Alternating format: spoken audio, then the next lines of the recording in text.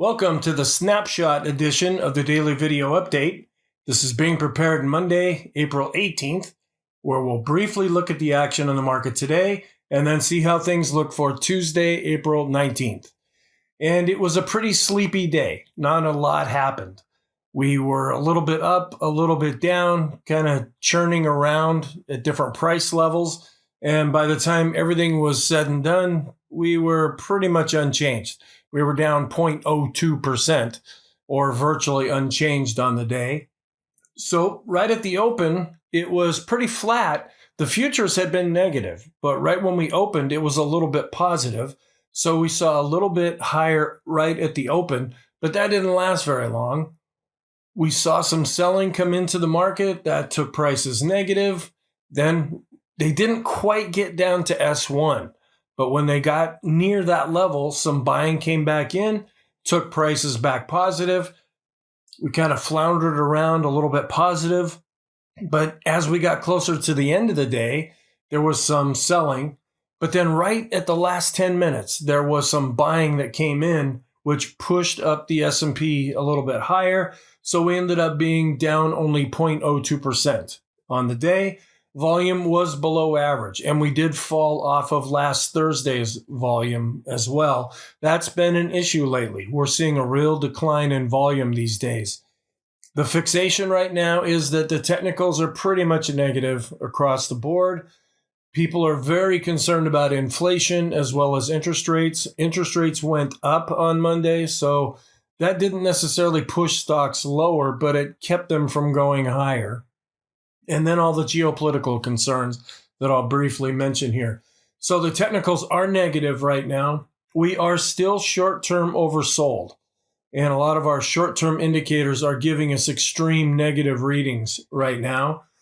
The fear is that rising interest rates are really impacting growth stocks. So if interest rates go up, growth stocks really have a problem. And growth stocks are where we get the big moves in the indexes from. Oil did rise. It had been higher during the day, but with oil climbing, that's getting to a level that's starting to be a little bit concerning, right around the 107 level. The yield curves are no longer inverted, so I'll probably stop talking about that unless we go into that kind of a situation again.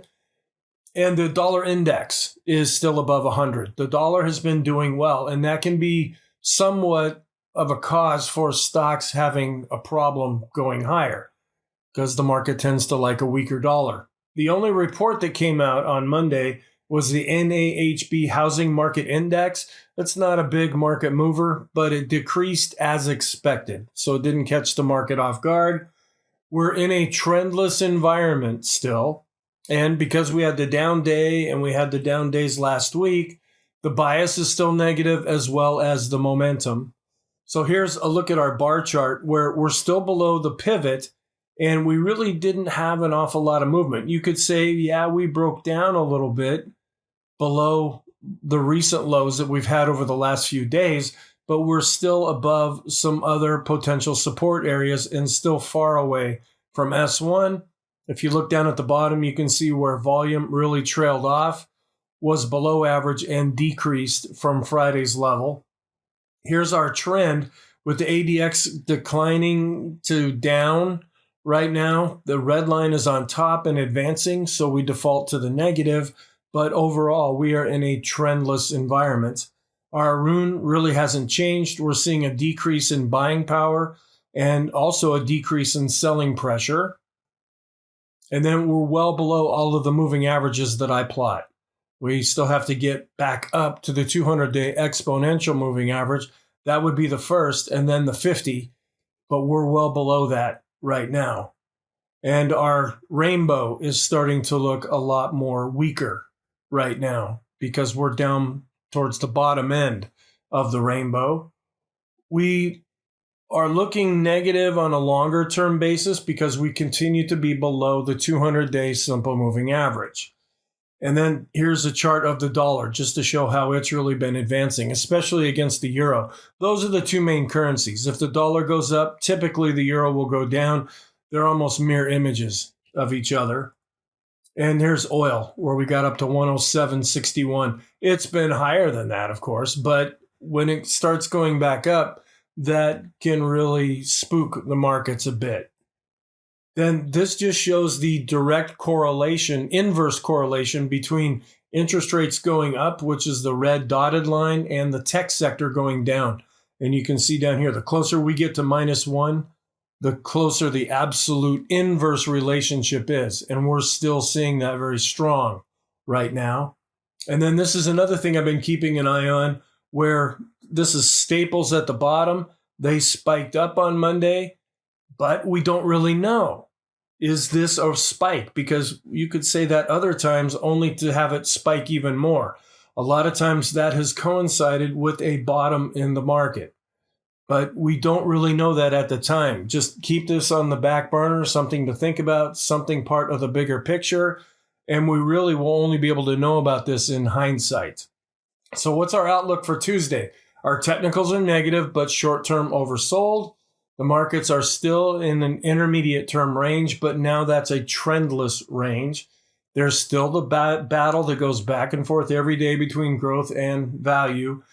Interest rates and oil are kind of the concern right now. Interest rates going up and oil prices going up. The supply chain issues, they're still having the lockdowns in China, which could affect the Chinese economy, which could bleed over into the U.S. economy because we buy so much from them. And then the economic reports coming out on Tuesday are housing starts and building permits. Again, not a real market mover, but just gives us an overall look at the picture of the economy. And then all the geopolitical events, Russia, Ukraine, China, the supply chain, inflation, and interest rates and oil rising, all of those things. At any time, right now, it's inflation and interest rates.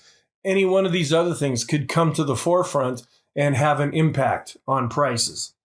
So what are our current scenarios? To keep going down, which is what we're doing right now, that's scenario 1 that's playing out. Rising interest rates and inflation fears. And then any of the geopolitical events could also be negative. Our technicals are pretty much negative across the board.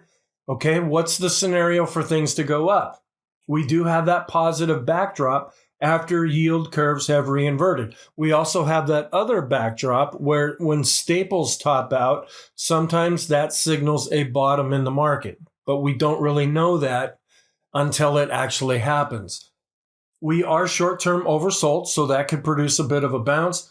The moving averages and pivots may provide some support levels if we fall, or some resistance levels if we continue to climb throughout Tuesday's day, if that happens. The scenario that's being played out right now is that we are in a sideways market because the ADX is below 20 and continues to decline. It's kind of flatlining to declining right now, which produces a real slowdown in price movement and real choppy market conditions. So our conclusion then is that the S&P is negative right now. Short term, it's negative but oversold. Intermediate term, it's also negative with our oscillators pretty much negative and getting weaker by the day. We're below the 50 and 200-day moving averages. That's also considered negative. Long term, we're below the 200 simple moving average, so that bites into the long-term trend as well. Then here's just a quick shot of the different videos that you can watch. This is the Snapshot video. If you want to watch a more in-depth discussion where I look at a lot more charts, please look at the full-length edition of the daily video update. So thank you very much. Have a wonderful Tuesday, and I'll prepare the next snapshot update after Tuesday's session.